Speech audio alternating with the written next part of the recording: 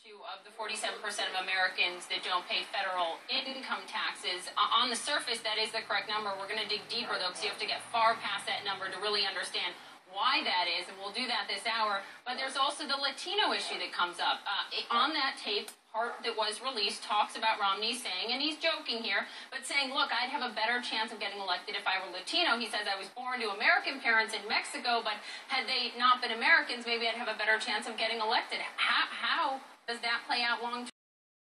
You know, interestingly enough, there's been a bit of a debate over whether Latinos would see this and be angry about it. It was a joke. He said it in a joking manner. You know, I have friends who have said that they actually are not upset. Of course, if you look on social media, a lot of folks are upset. In fact, we have the sound if we can listen to it and let our viewers hear what I think we should, guys. Let's pull that up and play that for our viewers if we can. My dad, you probably know, was the governor of Michigan and was the head of a car company. But he was born in Mexico.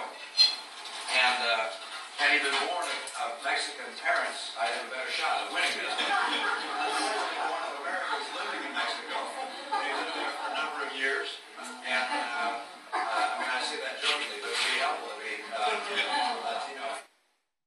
So, Mark, and there you have, well, Poppy, there you have him talking there. You know, what's interesting about that is that it's not what he said, it's how uncomfortable he was in saying it. And I think we heard the uncomfortable laughter in the background.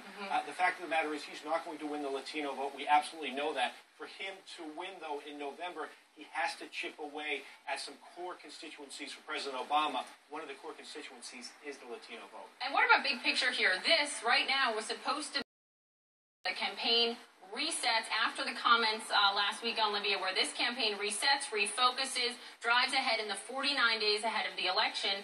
Doesn't this throw the campaign completely off strategy?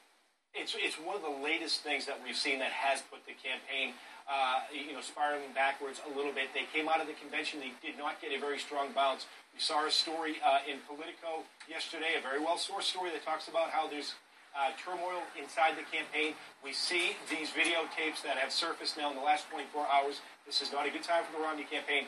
There are still 49 days left, though. And as we all know in politics, everything can change on a dime, Poppy. Absolutely.